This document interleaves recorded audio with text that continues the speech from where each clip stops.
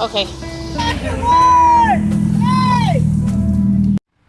We were sitting at the Escalade off of Navigation in front of La Merida restaurant, and Elizabeth happened to see a double-decker bus coming in our direction. So we took the opportunity and scrambled and picked up all of our posters that we have regarding Safe Second Ward. And I grabbed a poster and a bullhorn, and we started shouting, "Save Second Ward, stop gentrification," and the people on the double decker on the top level were all just smiling and waving until they heard what we were saying, and you saw their smile go to like, oh, expression of oh my goodness, what is this? So that's basically what it was, and they were on their way to I think it was a temple, maybe a temple restaurant. So we just took that opportunity for that. So, as a resident of Second Ward, how would you feel about how individuals are coming to visit Second Ward? How Second Ward has a cultural backdrop of Latino roots. How would you? How does that make you feel? Well, actually, I am a resident of the Harbor, but my sister Elizabeth lives in Second Ward, and I grew up all around the East End. Several years ago, I moved to Northside, and the house that I was renting, I had to move because the owners decided to sell to the developers because gentrification was happening over there. And I ended up moving to the Cottage Grove area, which is north of 10 off of TC Jester, and I lived there for about 7.5 years. My landlady, who happened to be Chicana, although I called her the Nazi for other reasons, she always told me that she would give me plenty of notice to move out.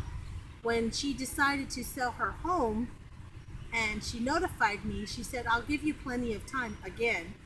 And I literally had 3 weeks to move. And so here I was scrambling to find a place to live.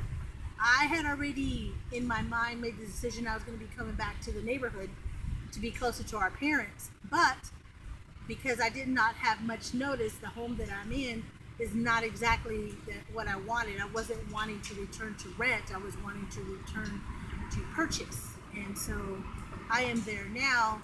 And being that Liz lives in Second Ward and I work in downtown and almost there on a daily basis, I have to go through the neighborhood to get to downtown when the freeway is busy. I see it day in and day out of all the developers coming in. Urban Living is one of the major ones. Perry Homes is another. Padua is another. They're coming in, giving the residents peanuts for their homes, making it sound like it's a large amount of money. Tearing down these homes where multiple generations have been there, multiple families, only to build maybe 2-3-story homes on one property where there's no yard. It's all cemented.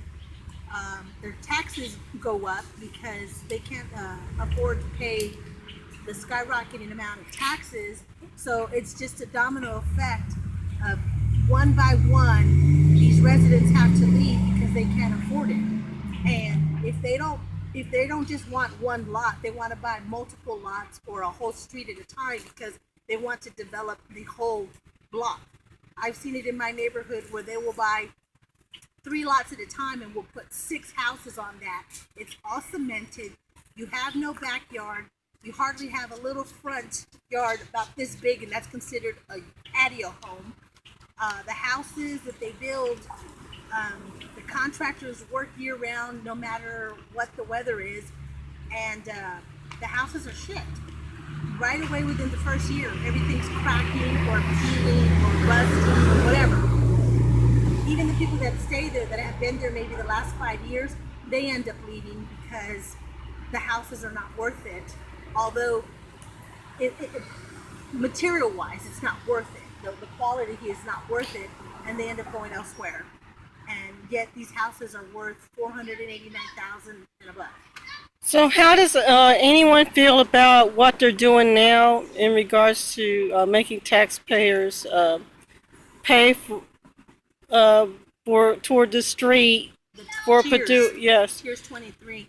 I think that's BS. Why does the taxpayers have to pay for something that a private developer wants?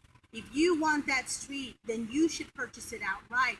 You shouldn't pass on the price of that property or that street onto the taxpayers. Why should they foot the bill? I think that's ridiculous. A lot of these people, they have their homes, they own their homes outright. It may not be the most beautiful home or the most expensive home on the block, but it's theirs, and it took their blood, sweat, and tears to buy it and to live there. Why should they have to go and pay for somebody else? Pay for your own. They have multi-million dollars. Pay for your own. But that's how they get away with it. They get these tax credits from tiers with the promise of, you give me this and we will cosmetically change your neighborhood by putting in trees, all young trees, although we knock down 50-year, 100-year-old oak trees that are much better for the environment than these young ones that can't produce enough oxygen. That's just my opinion. Okay.